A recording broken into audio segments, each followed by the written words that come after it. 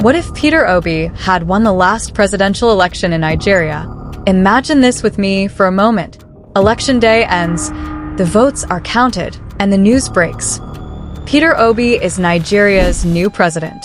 The streets of Anambra, Lagos, and beyond erupt in celebration. Social media would be on fire, with hashtags like hashtag Obi the Change, hashtag Obedient Nigeria, and hashtag New Nigeria trending worldwide. People would flood the streets, not just for the usual post-election fanfare, but with a real sense of hope and possibility.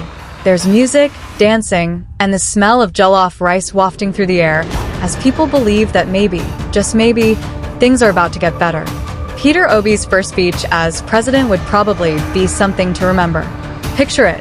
A calm but determined Peter Obi stands at the podium. He's dressed in his signature simple, no-nonsense attire, and with his first words, he doesn't shout, he doesn't make grand promises, but he speaks directly to the hearts of Nigerians. My fellow Nigerians, he would begin. Today, we embark on a new journey. A journey where accountability, transparency, and progress will no longer be mere words, but our daily reality. And then, almost as if by magic, or perhaps sheer political will, things would begin to change. Day 1 in office. Obi would likely start with a deep dive into the country's finances. Rumor has it that he's the kind of guy who can track down every missing naira, even if it's hiding under the couch cushions in Aso Rock. The Nigerian treasury would get a serious makeover, with Obi as the meticulous accountant-in-chief.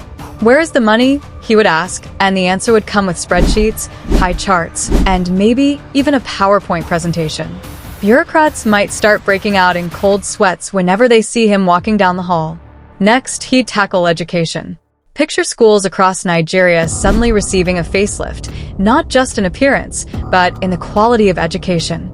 Teachers would receive their salaries on time, schools would be equipped with learning materials, and students might actually find themselves excited to go to school. The days of no be small matter when it comes to striking teachers would become a distant memory. And as for university students, they might start to wonder if ASU actually stands for always studying under Obi. And then there's the economy. The economy. Obi would roll up his sleeves and get to work like the shrewd businessman he is. Nigerian businesses would start to see real support. Small and medium enterprises, the backbone of the economy, would suddenly have access to loans, grants, and more. Agriculture would get a serious boost too.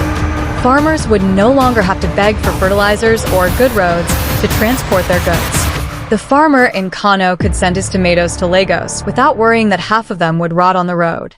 And if anyone tried to inflate contracts or mismanage funds, well, let's just say Obi's notorious for paying close attention to details. You don't want to be on the receiving end of one of his detailed spreadsheets showing exactly where you went wrong. Healthcare would see a new dawn too. Obi would probably insist that all government officials, himself included, receive their treatment in Nigerian hospitals. Suddenly, you'd see politicians visiting local clinics. Doctors would have all the tools they need, and the average Nigerian wouldn't have to sell a plot of land to pay for surgery. Obi would probably even suggest that before any government official boards a plane for medical tourism, they spend a night in a Nigerian hospital just to see what it's like. And let's not forget about the youths. Obi, always forward-thinking, would focus on tech and innovation. Picture a Nigeria where the next big app isn't coming from Silicon Valley, but from a small hub in Enugu or a vibrant co-working space in Yaba. With Obi's support, young entrepreneurs would have the resources they need to turn their ideas into global successes. The next time you hear about a tech startup making waves, it might just be a Niger-made sensation. Of course, no presidency is complete without addressing corruption. Obi, being the man he is, wouldn't take kindly to the idea of settling or chopping life at the expense of the Nigerian people. Picture this. A top government official tries to pull some strings to get an inflated contract approved. But instead of the usual look-the-other-way approach, Obi simply raises an eyebrow, pulls out his calculator, and starts crunching numbers.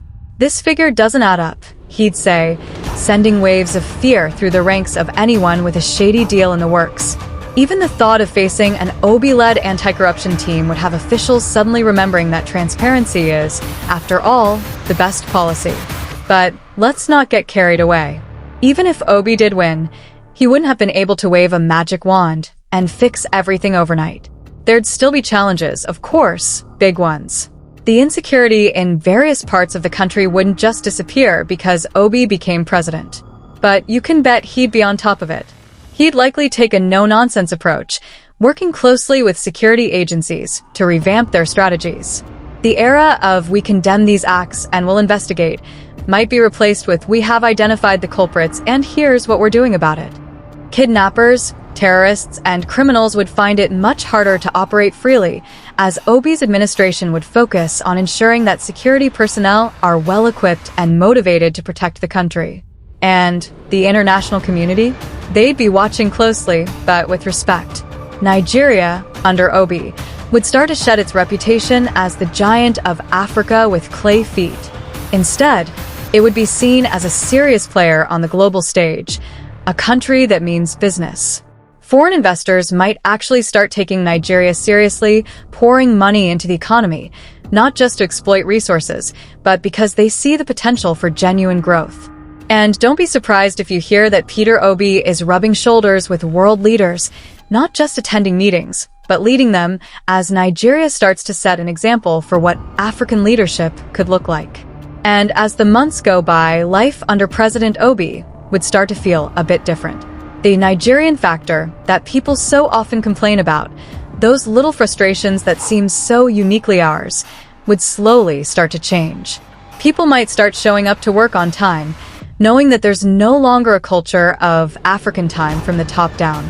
Government offices might become places where you can actually get things done without having to slip someone a brown envelope.